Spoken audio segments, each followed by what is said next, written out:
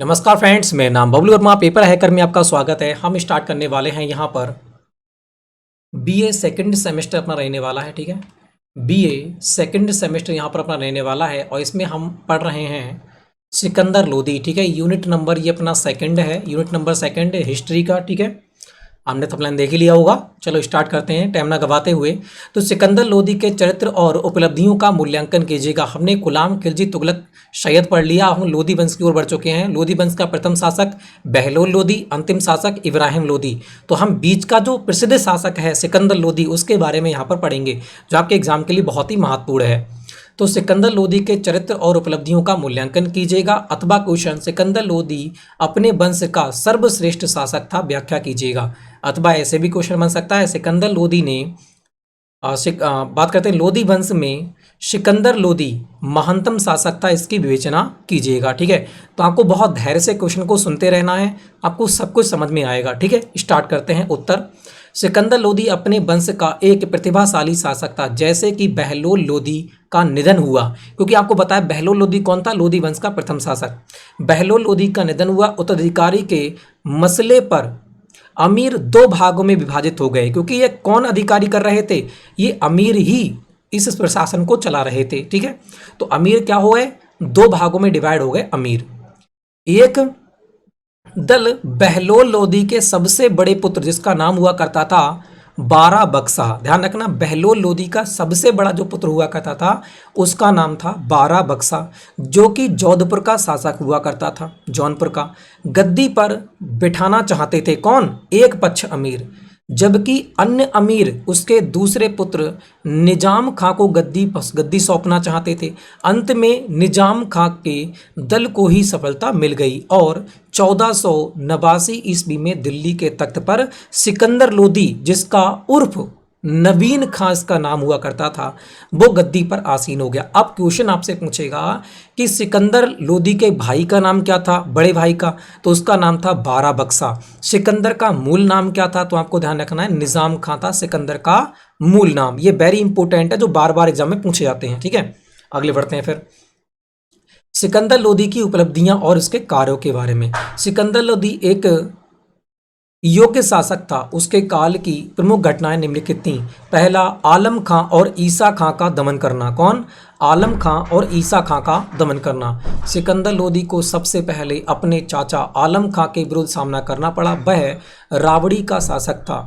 सिकंदर लोदी ने राबड़ी पर धावा बोल दिया। आलम खां उसका सामना नहीं कर सका। उसने ईसा खां के पास शरण ग्रहण की। ईसा खां पटियाला का शासक था। ऐसी स्थिति में सिकंदर लोदी ने आलम खां को अपनी ओर मोड़ लिया और उसे इटावा का शासक बना दिया। उसने, देखो यहाँ पर जो आलम खां जो था वो उसकी ओर हो चुका है, जिसे कहाँ पर, इटावा का शासक बना दिया गया। उसने युद्ध में ईसा खां को परास्त कर दिया और घायल होने के कारण शीघ्र ही ईसा खां की क्या हो जाती है, मृत्यु हो जाती है। ठीक है, अगला क्वेश्चन, बारा बक्सा से युद्ध, जो उसका बड़ा भाई हुआ करता था। अपने शासनकाल में के प्रारंभ में वह अपने बड़े भाई बारा बक्सा के साथ भाईचारे का व्यवहार करता रहा। जैसे ही उसने अमीरों पर नियंत्रण कर लिया, उसने बारा बक्सा के निकट बात करते हैं निपटने का फैसला किया। उसने उसके पास संदेश भेजा कि वह उसे सुल्तान स्वीकार कर ले, किंतु वह नहीं माना, उल्टे युद्ध की तैयारी करने लगा। फलतः जौनपुर में दोनों की सेनाओं में जमकर संघर्ष हुआ।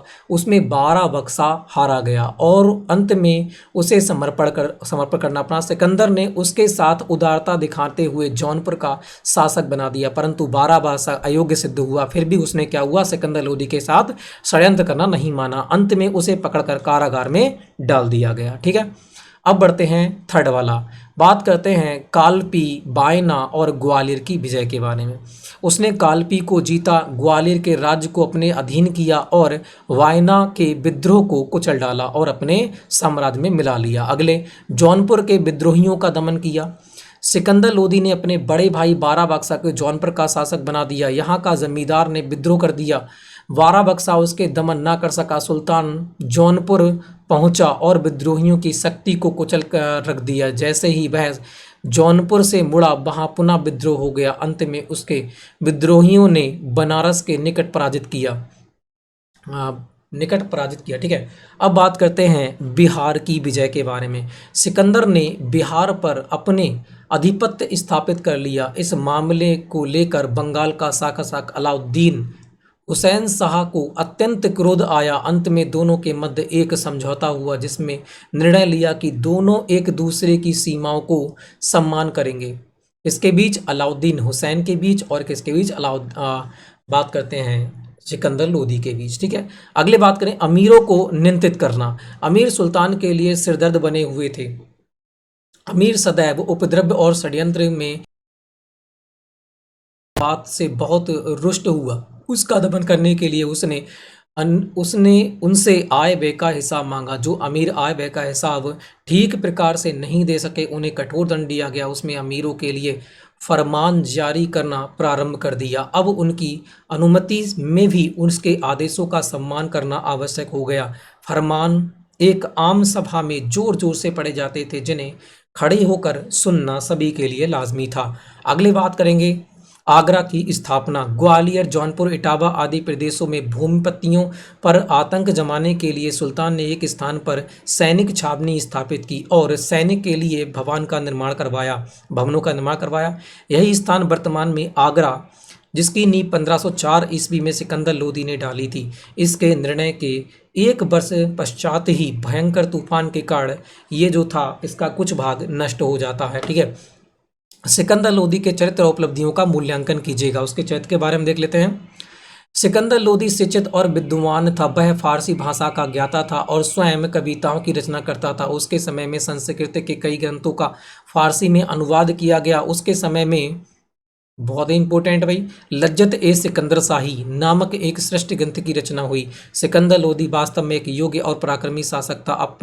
उसने अपने साम्राज्य का विस्तार बिहार तक कर लिया था और दिल्ली के आसपास के प्रदेशों पर पूरी तरह अपना नियंत्रण स्थापित किया था। उसने अपने गुजरात विभाग का भी अच्छी तरह संगठन किया ताकि उसको हर प्रकार की सूचना शीघ्र और प्रमाणित रूप से मिलती रहे। उसने किसानों और व्यापारियों को भी अनेक सुविधाएं दी और एक ही तरह के तोल और बांट का प्रयोग किया। इसका यह परिणाम निकला कि वस्तुओं के भाव बहुत सस्ते हो गए। उसने माल विभाग के प्रबंधन को भी ठीक किया और जमींदारों के हिसाब की जांच पड़ताल कराई। वह निर्धनों और दुखियों को बहुत सहायता करता था। धार्मिक मामलों में सिकंदर लोदी इस्लाम की पूरी तरह पालन करता था। वह एक कट्टरपंथी और धर्मांध शासक था।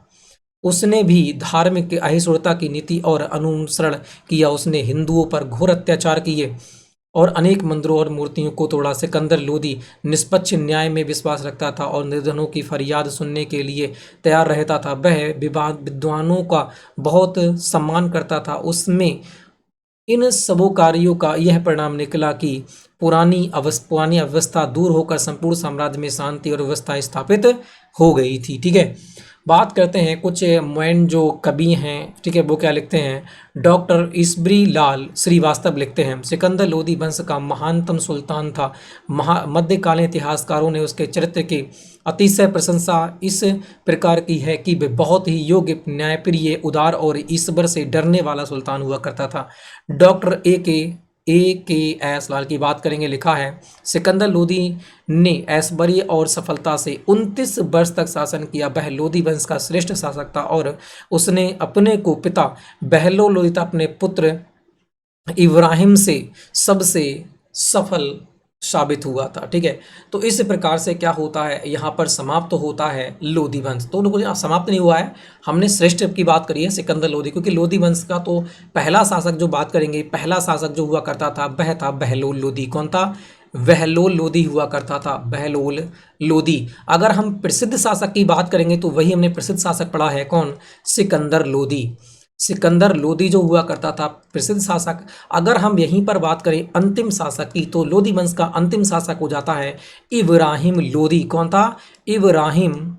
इब्राहिम लोदी, जो अब क्या करेगा, बाबर से युद्ध करेगा और फिर उसके बाद मुगल वंश की यहाँ पर स्थापना पड़ेगी और लोदी वंश 1526 में अंत हो चुका होगा। ठीक है, तो इस प्रकार से हमारा दिल्ली सल्तनत खत्म हो जाएगा। फिर हम गुलाम वंश की ओर बढ़ चुके होंगे, सॉरी गुलाम नहीं, मुगल साम्राज्य की ओर बढ़ चुके होंगे। ठीक है, तो अभी हम क्या करेंगे, अभी हमारा रह गया है, हम पानीपत का युद्ध देखेंगे अगली वीडियो के अंतर्गत। ठीक है, जो बाबर और लोदी के बीच देखने को मिलेगा, इब्राहिम लोदी के बीच। ठीक है, तो यहीं पर वीडियो को रहने देते हैं। वीडियो अच्छी लगी हो तो लाइक करना, शेयर करना, चैनल को कर देना सब्सक्राइब, बेल आइकन को प्रेस करना। नेक्स्ट वीडियो मिलेंगे, तब तक के लिए जय हिंद, जय भारत।